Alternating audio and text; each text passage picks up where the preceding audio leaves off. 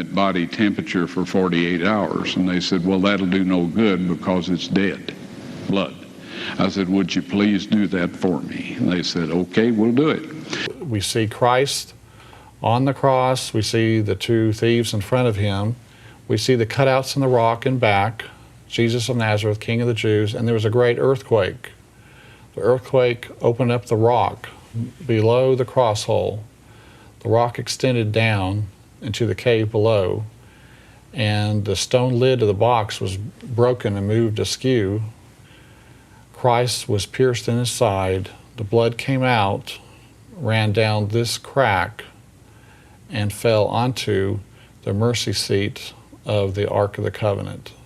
So anyway, I said, I want to be there when you take it out and examine it. So I was back there. They took it out, examined it under a microscope, and the one technician called the other one over there, and then they called the boss over there, and they were talking Hebrew a mile a minute there for a little bit, and they looked at me and they said, Mr. Wyatt, this human blood only has 24 chromosomes in it. Everybody else has 46. You see 23 from your mother, 23 from your father, 22 autosomes from your mother, 22 autosomes from your father. You get an X from your mother, you may get an X or a Y from your father, all right? This blood had 23 chromosomes from the mother's side, one Y chromosome only. You see, the child could not have developed if they hadn't had the autosomes from the mother. So all of his physical characteristics were determined by his mother's side of the family, her autosomes. His maleness was determined by this one Y that came from a source, not a human male. Then they said, this blood is alive. And then they said, whose blood is this?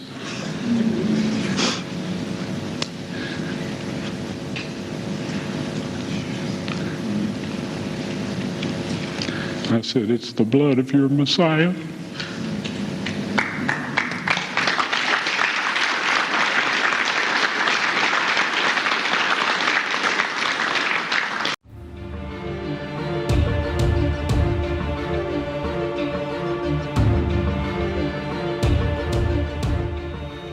Well, if you have enjoyed the first two episodes of this series talking about Sodom and Gomorrah, the Red Sea crossing, Mount Sinai, you are in for a treat because we have two more, the Ark of the Covenant and Noah's Ark. Today we are going to be talking about the Ark of the Covenant with Kevin Fisher from Ark Discovery International, arkdiscovery.com. Welcome back, Kevin. Thank you. Nice to be here. We're happy to have you here. We have some artifacts on the table we want to get into right away. I'm sure most of our viewers are familiar with the Ark of the Covenant, if not seeing it in Indiana Jones, then sure, in other places. Yeah. But here is something very interesting, I find.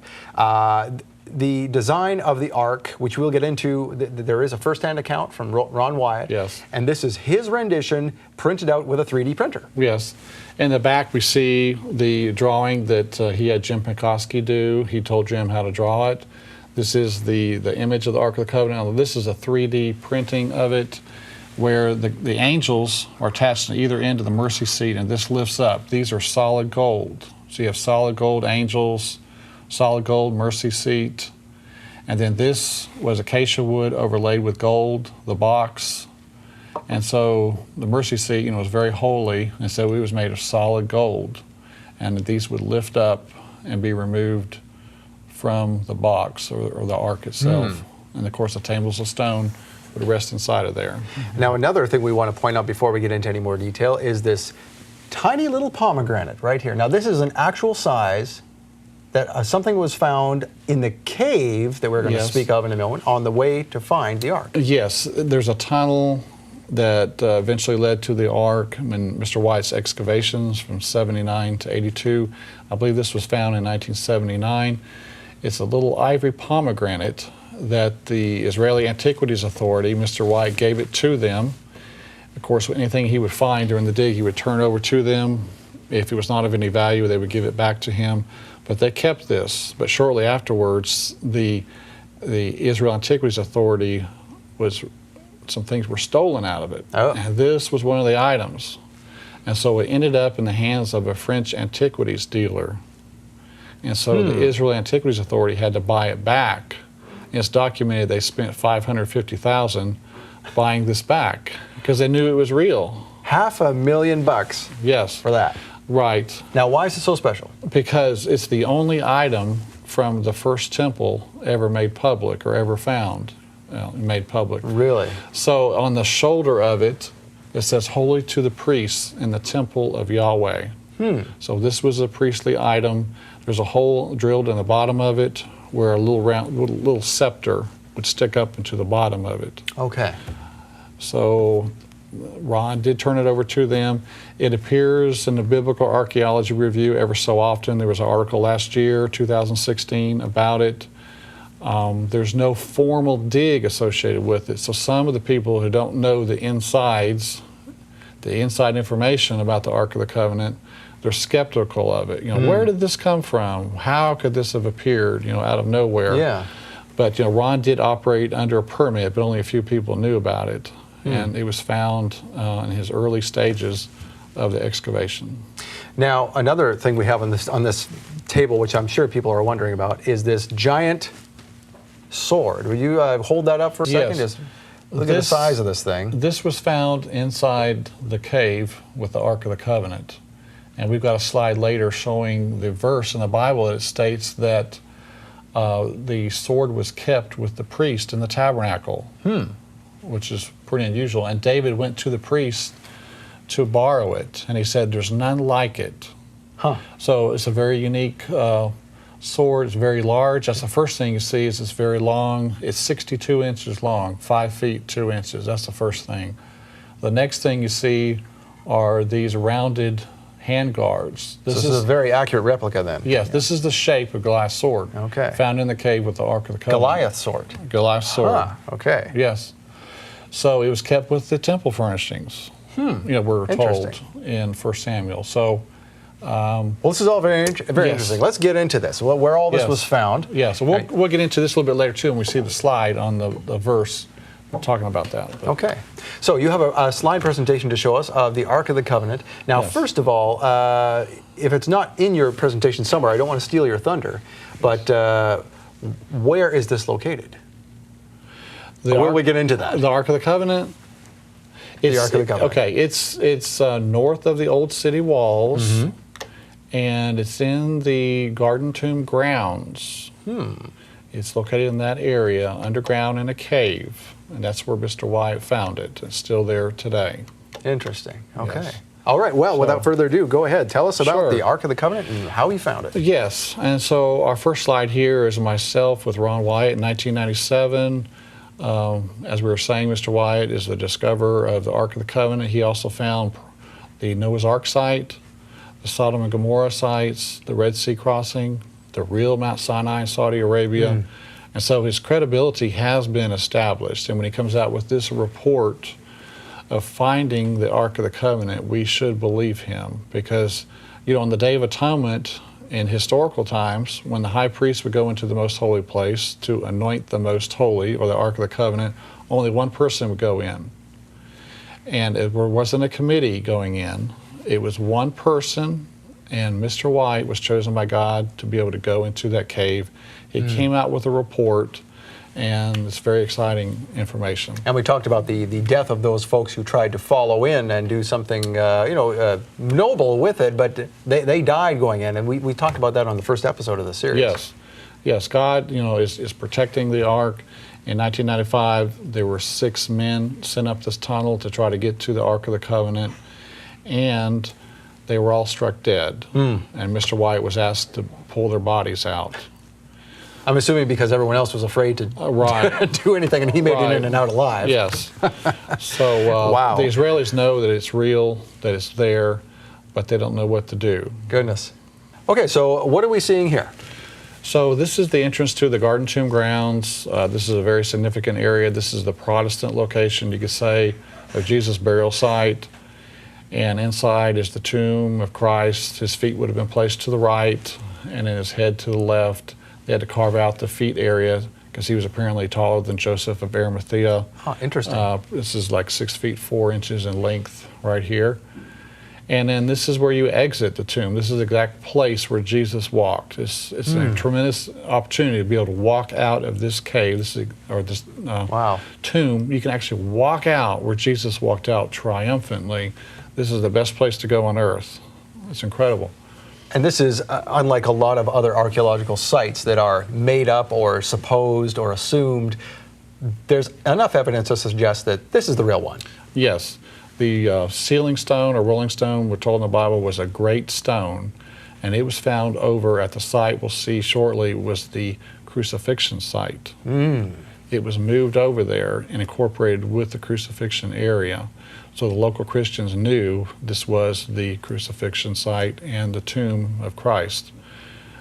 So here in front of the tomb, we see a cutout area where early Christians would have done foot washings, service of humility.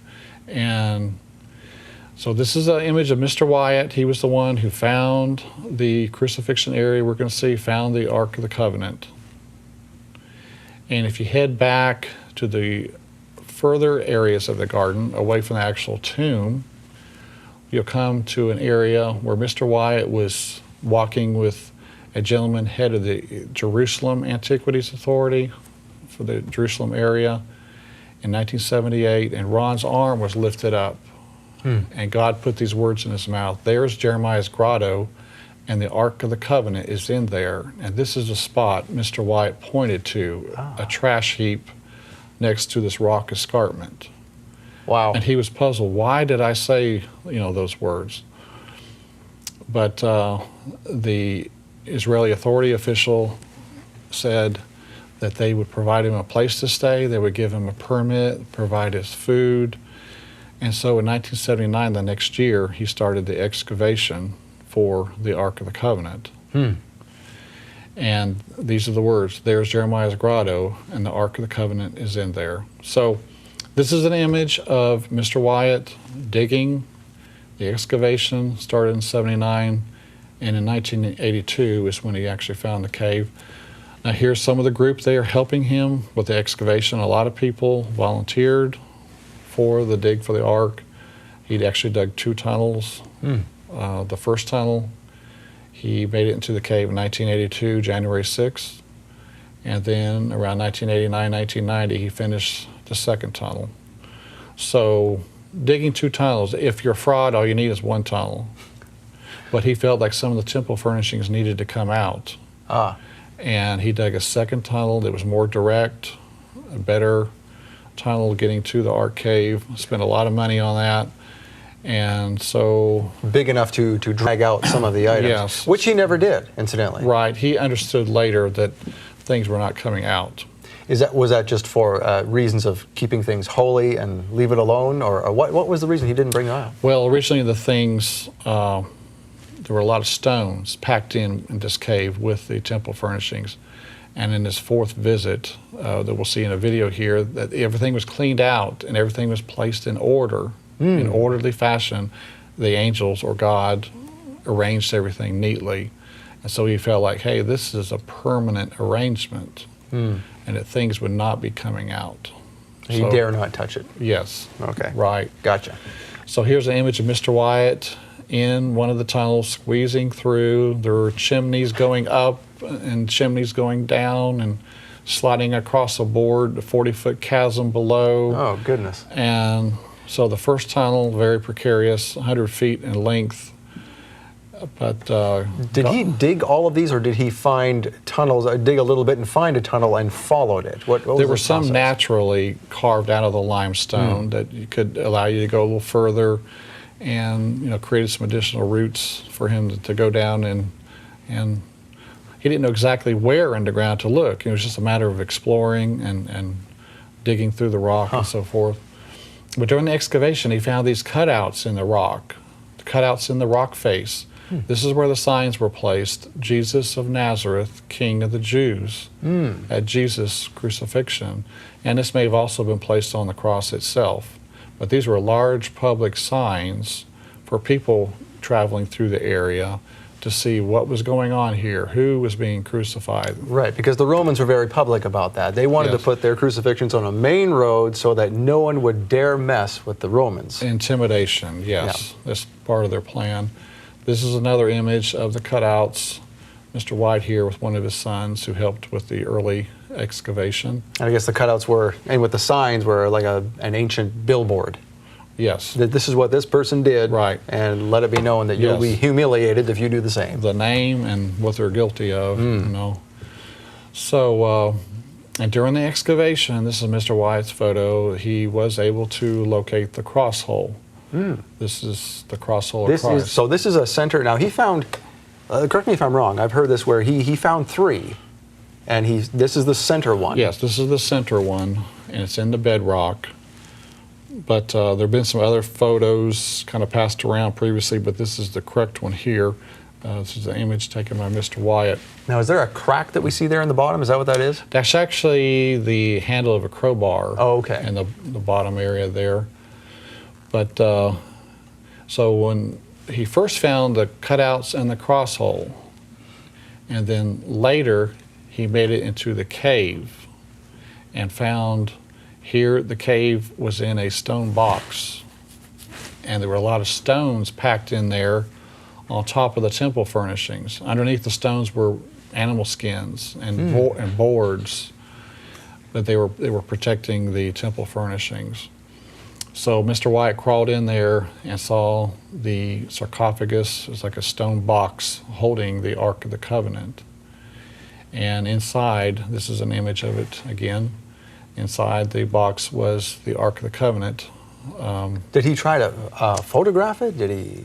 At that moment, he could not get into it, but his next trip in there, he drilled a hole in the side of the stone box and put in a little camera. He could see the Ark of the Covenant inside of there with that. So, yeah. And then inside the cave, he saw the original entrance by Jeremiah's men. Jeremiah's men hid the Ark of the Covenant in this cave when the Babylonian army had surrounded Jerusalem in 586 BC. They didn't want, of course, the Ark to be destroyed by the Babylonians or taken away, so God had it hidden in this chamber. And this is the entrance here that Jeremiah's men used to bring the Ark in here. And Michael pays attention to this as well with the great secret of Solomon's temple, which is how the Ark of the Covenant was taken out of the temple and then whisked away to this location very secretly. You can look at that too. Yes.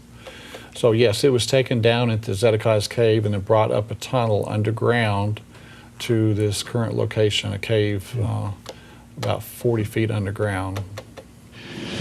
Now, when Christ died and the earth shook and the rocks were rent, a crack came right down the entire face of the escarpment, right past the left side of the cross hole, and the stone opened up.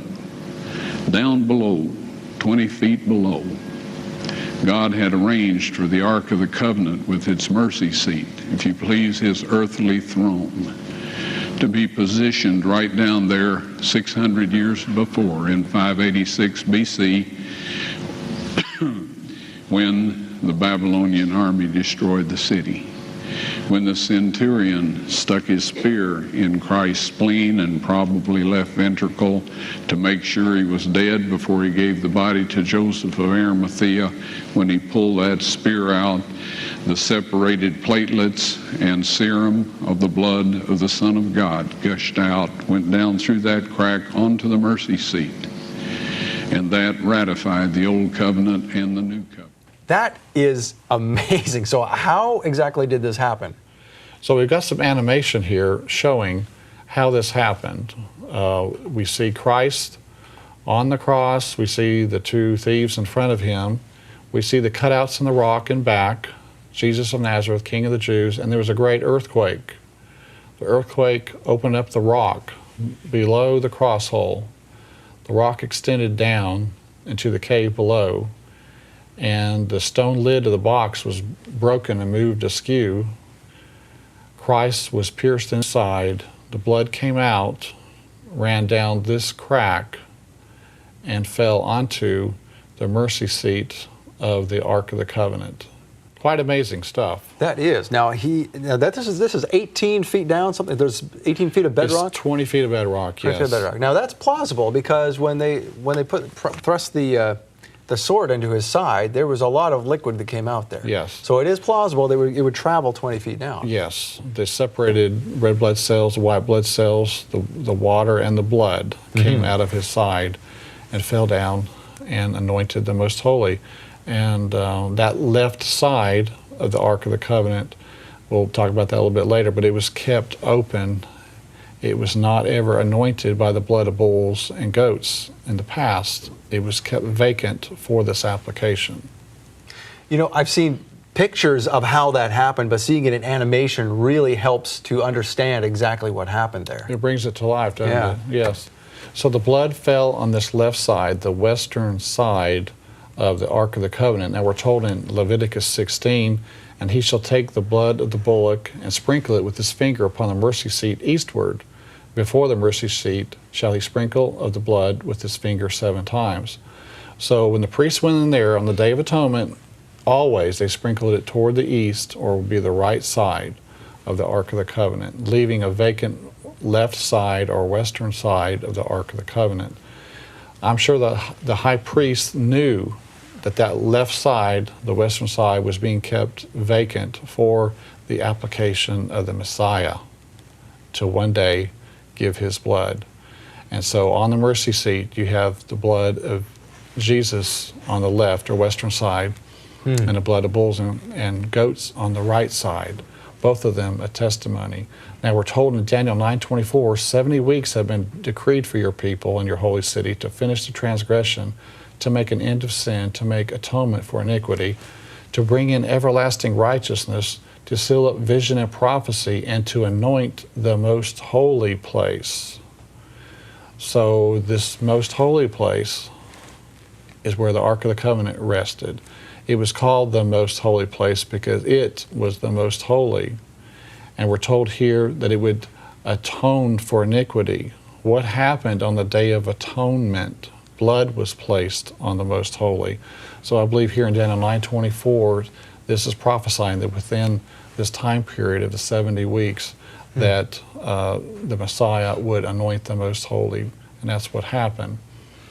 And then we're also told in Leviticus 17, for the life of the flesh is in the blood. I have given it to you upon the altar to make an atonement for your souls. For it is the blood that make atonement for the soul. So Jesus' life was represented by that blood. His sinless life was placed on the altar and was making atonement for us. Not a life of a sinner, but a life of a sinless person atoned for our sins. So it's very significant. So the Israeli Antiquities Authority, they actually recognize that Ron found chambers at the site. On their website, they say the excavation was conducted south of a natural bedrock outcrop that was identified by General Gordon in 1883 as Golgotha. During the 1980s, Ron Wyatt excavated several underground chambers at the site. They're acknowledging that he was there. Now, how many people know this? I didn't know that this was on the IAA website. Yes. So this is, they're actually acknowledging, yes, he found chambers here. Wow. And this is still on there. Well, it was years ago. knowledge. I don't know if it is at this moment, but this is what I found on their website. Wow. Ron Wyatt conducted an excavation in the 1980s, which revealed a number of subterranean cavities. So they are acknowledging that he found things there. So today in the gift shop there at the Garden Tomb grounds, they have a book. Here it is sitting there on the shelf. It's General Gordon's notes on Golgotha. And inside his book, and he's recognized as finding Golgotha. He's associated with the Garden Tomb, with the Golgotha, the place of the skull. And in his book, he says, the Ark, I suspect, is in Jeremiah's grotto. Jews have a tradition, it is under the Dome of the Rock, but I think it's under the true altar, the skull, where tradition places Jeremiah's writing of Lamentations. So, and then he says, here at Skull Hill, close to the slaughterhouse of Jeremiah, was Titus 1-2. The Roman eagle took the heart of Zion by the throat, for close was the breach. Jeremiah wrote Lamentations in the cave. the Ark of the Covenant is in there. So he is highly revered, General Gordon, and he is acknowledging that the Ark is hidden in that area. And when Ron Wyatt was conducting his excavations, he found evidence that General Gordon had been excavating within 10 feet of where he had been excavating. So quite interesting. And in this video clip here, we have Jerusalem at night, where you can see the Temple Mount. So this is a video you have here of the Temple Mount. This is the Temple Mount taken at night from the Mount of Olives. This is where the Temple Mount is, where a lot of people say the Ark of the Covenant was hidden under the Dome of the Rock, that area there. But no evidence has been found of such. This is the Western Wall. They believe that the temple was placed up above this originally, and that the Ark could be hidden back in here. But once again, there's no evidence of that. Mr. Wyatt, claims he found it in the Garden Tomb grounds. But this is considered a holy site to the Jews because it's at the base of where the tabernacle was, the second temple, first temple. Here we can see the Jews at the Western Wall. But the Ark is not there. It's not. The Ark was, however, found here on this next slide. It was secreted through this. Transported through there, I should through say. Zedekiah's cave. This is a cave underneath Jerusalem today. You can pay $4, go in here. It's owned by the East Jerusalem Development Company, and the Palestinians own it. You can go inside of there, and here is the signs. King Solomon's quarries. The rock was quarried for the temple out of this cave here. They created the cave basically by quarrying out the rock. But the Ark would have been dropped down from street level up above, down into this quarry in 586 BC. Here we are walking down the steps into Zedekiah's cave. But you can see straight angles here where the blocks were quarried out, 90-degree angles and so forth. Here you can see more 90-degree angles. Obviously hewn with human hands. Yes, where they were quarrying out the rocks.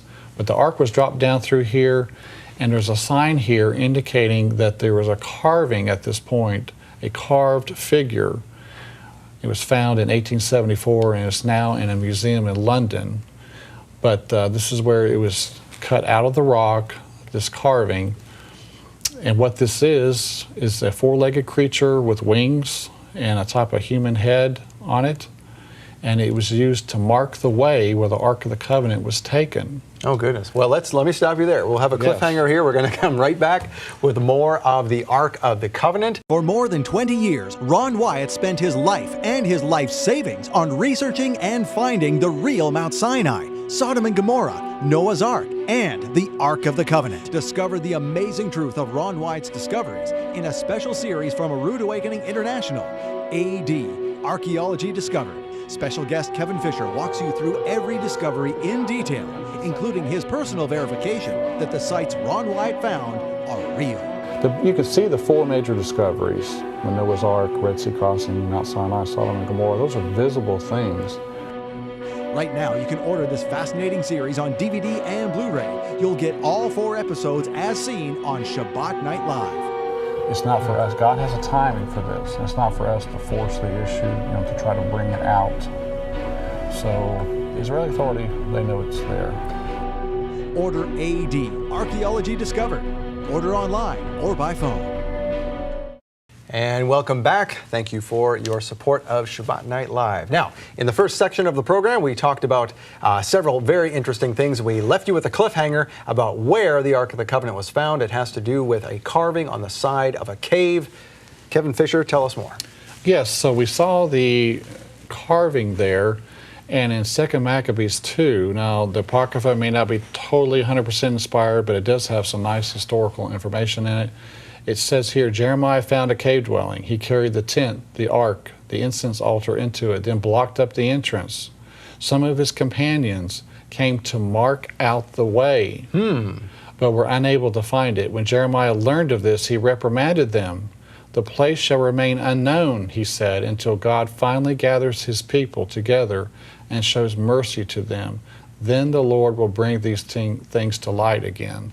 So Jeremiah's men were marking the way when they were taking the Ark of the Covenant. And not far from here is a tunnel that leads all the way up to its current location. But so they were told, you stop carving. yes. And they just about gave away the surprise. Right. Okay. So just about 50, 60 feet from here is this large man-made wall that was thrown up hastily. Behind this wall is a tunnel that leads up 370 feet to where the Ark of the Covenant is today. Wow. So if one were allowed by proper authorities to take down this wall, a straight tunnel right to the Ark of the Covenant. Yes. Wow. So here we are standing next to the wall. Again, it's probably 40 to 50 feet across, closing up a tunnel through there. And in our video here, so we're panning across the wall. This is pitch black, but we did bring in a few lights. And you can see that this is a man-made straight wall going across. It does look like it was made in a hurry, doesn't it? Yes, and in Ron's later years, he would come to this wall and he would stand there, and if God wanted him to proceed, a man or an angel would come up to him and say, remove these stones and you can proceed. So, but in the early years, he didn't have that luxury. He had to do the years and years of digging to get to the Ark cave and so forth.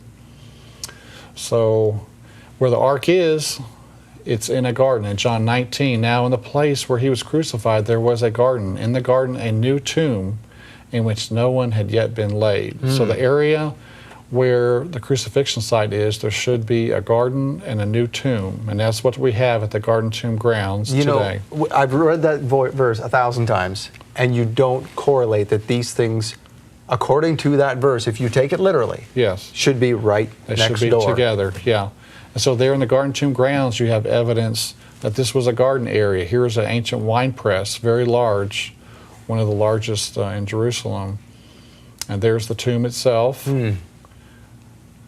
And in Matthew 27, make it secure as you know how. So they went and made the tomb secure, sealing the stone and setting the guard.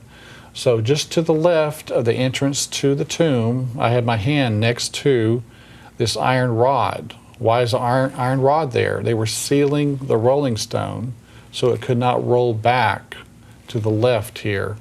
Here's a close-up of it, where the iron rod was broken off by the angel. When the angel came down, he broke off that iron rod that was sealing the stone, keeping it from rolling back, and allowing the stone to be rolled back to the left. And of course, Jesus came out triumphant. And as I understand, there's proof of that because the Romans had an iron pin sealed in molten lead. Yes. That's the way they sealed things. That's what's found in the Colosseum. Yes, And so this was that same construction method. that's right. That's what they found there.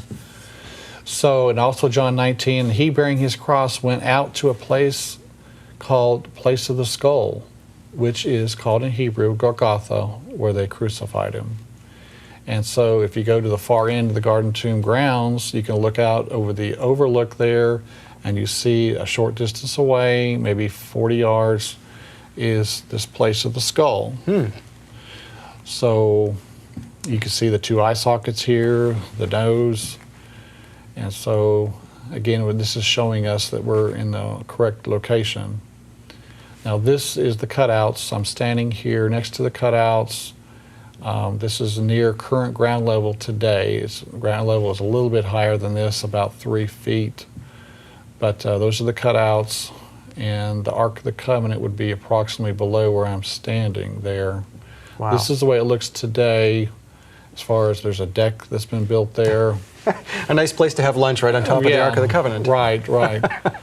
So, yeah, that table is close to where the Ark of the Covenant is, underground, about 40, 45 feet under this. So right around this is where that center cross hole was found the as well. cross hole will be underground below this, yes. Okay. In the bedrock. So, once again, here's another angle. showing the cutouts to our left here where the signs were placed, Jesus of Nazareth, King of the Jews. And then there's a walkway headed over to the right toward Golgotha, the place of the skull. And we're told in Matthew 27, the rocks were rent. So there was a major earthquake that split the rock and would have allowed the blood to go down into the cave. And in this rock escarpment, you can see large cracks in it where an earthquake took place at some point. Yeah, something definitely happened there, isn't it? Yes. And there's an image again of the cross hole that's down below and in front of where those cutouts were that we saw earlier. This would be the cross hole. So that's below that modern deck. Yes, it's below the deck. there. Yeah, it'll be about maybe approximately 25 feet below that. Is that still exposed, or how would someone? It's all covered up. It's all covered up the now? Cross hole, yes. Okay. Yes, it's below 20 to 25 feet of earth at this point. But this was the cross hole plug. When the cross hole was not being used, the stone was placed in the hole so it would not fill up with debris, so people wouldn't fall in it or whatever.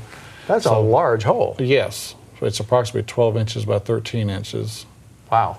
Yes. And so here it is again. This is probably the bottom side of it where it was turned over. And to the right, we see deck timber from Noah's Ark while we're on the slide. But that's coming next episode. Yes, those are two interesting items there. So there's a cross hole plug. And also in the cave were found 7 oil lamps in the Ark of the Covenant cave. 6 were turned over to the Israeli Antiquities Authority, and Ron kept one of them.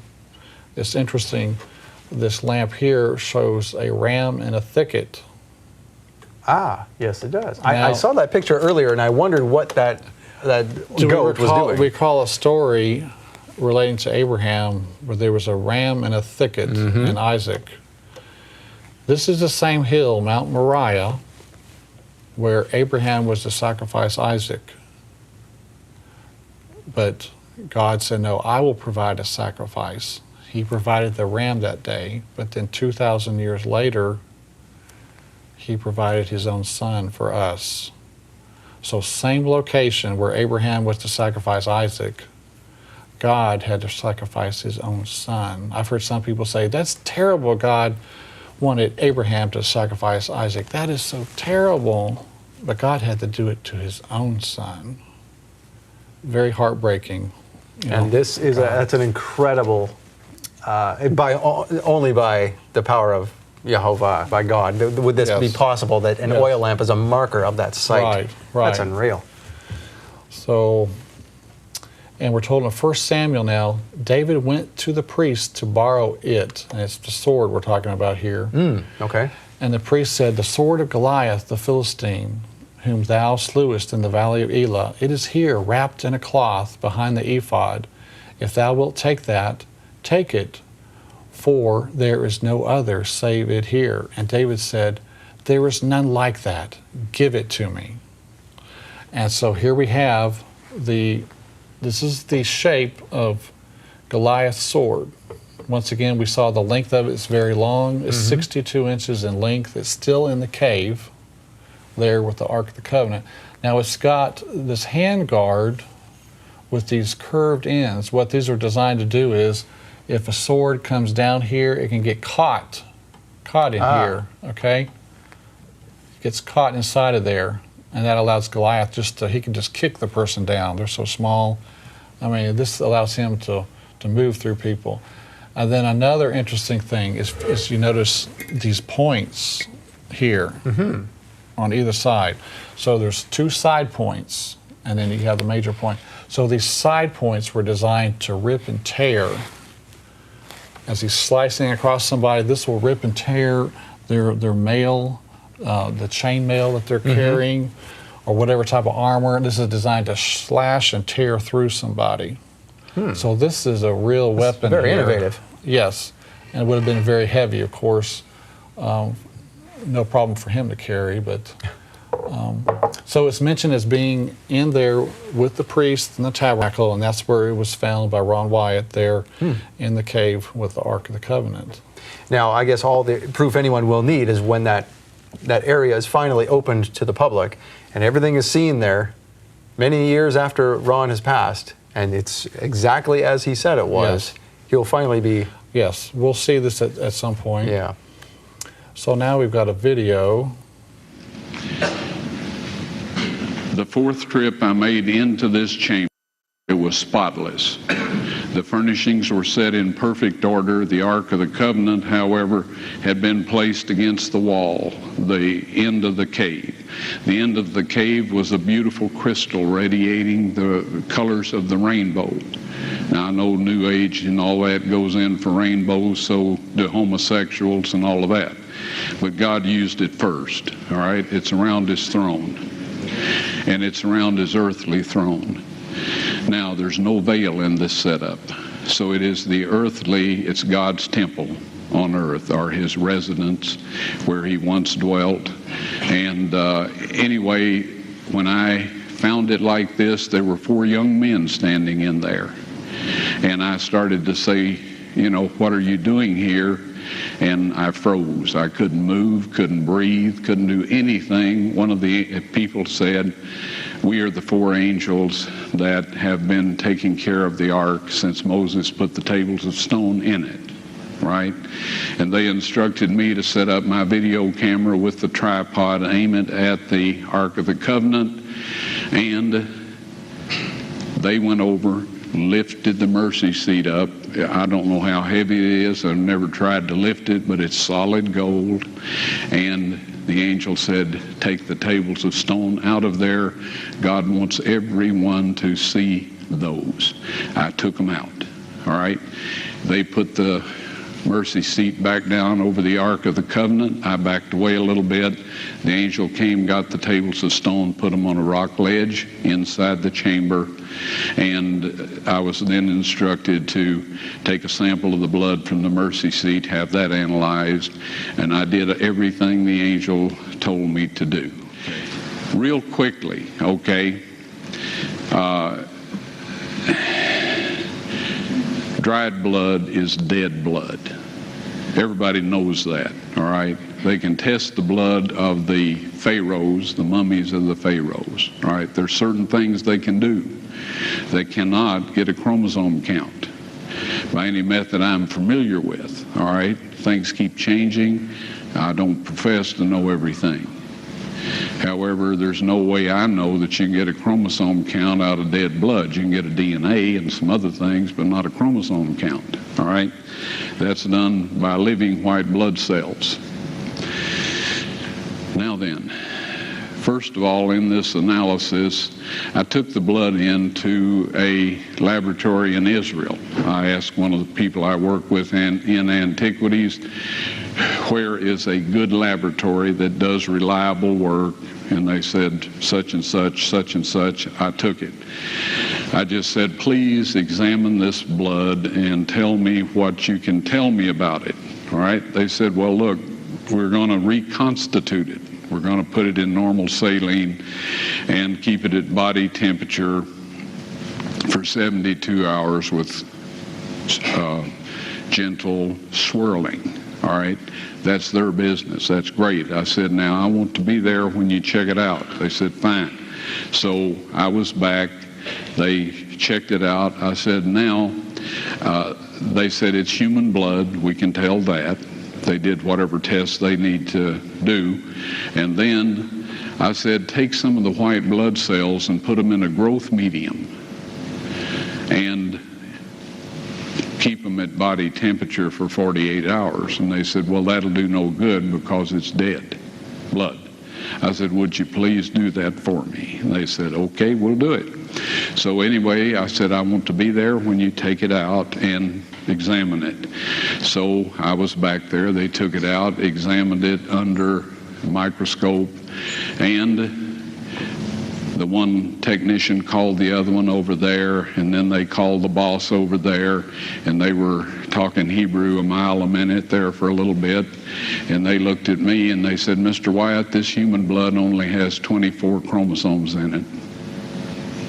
Everybody else has 46. You see, 23 from your mother, 23 from your father, 22 autosomes from your mother, 22 autosomes from your father.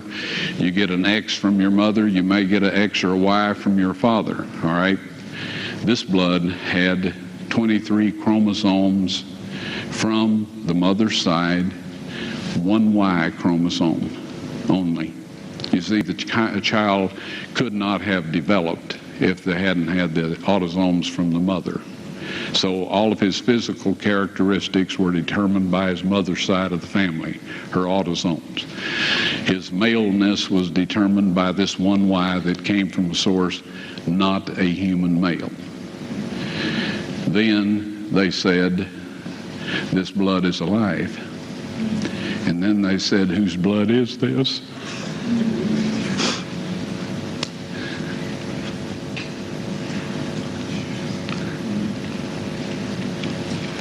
I said, it's the blood of your Messiah.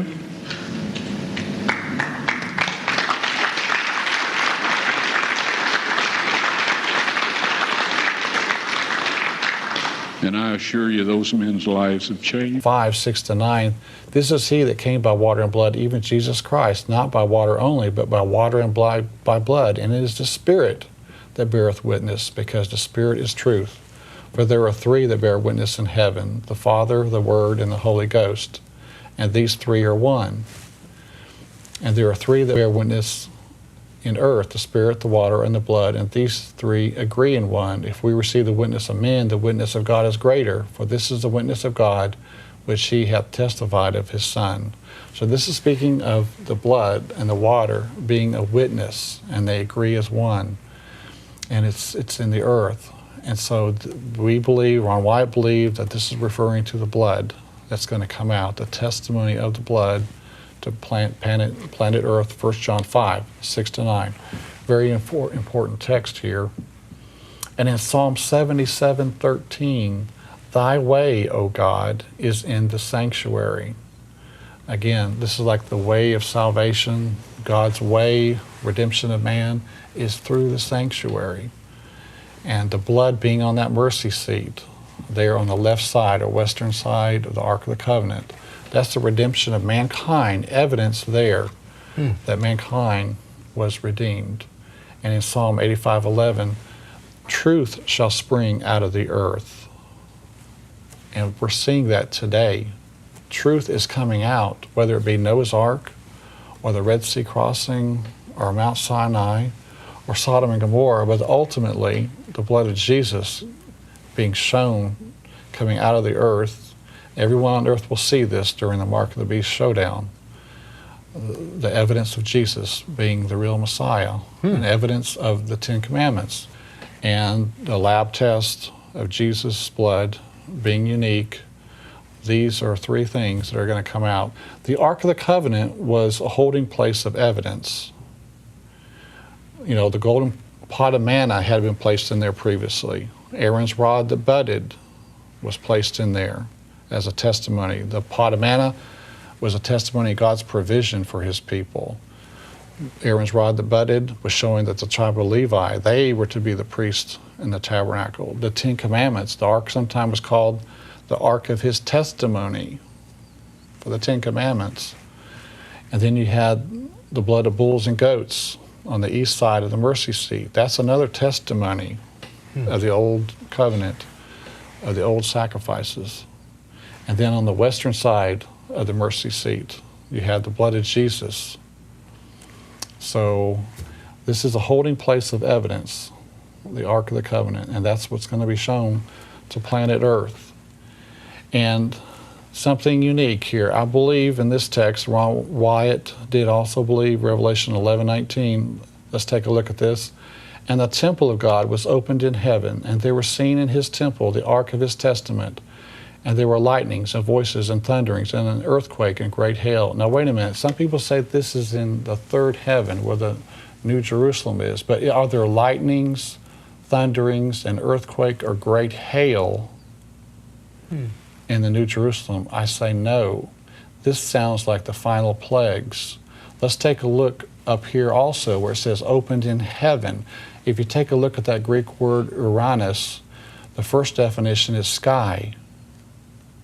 This is a first heaven event, or the atmosphere of this earth. And so let's take another look at this. And the temple, now the most important temple would be where the Ark of the Covenant is today, the cave temple. So let's take another look. And the cave temple of God was opened in heaven, or in this case, the sky of planet Earth. And there were seen in his cave temple the ark of his testimony, or testament. And there were lightnings and voices and thunderings and an earthquake and great hail. This is an end-time event near the time of the plagues. Planet Earth is going to see the ark of his testament. This is a worldwide atmospheric around the entire world, the first heaven. Everyone's going to see this, a worldwide event. So I believe Revelation 11:19 is speaking of this going to take place soon. Fascinating.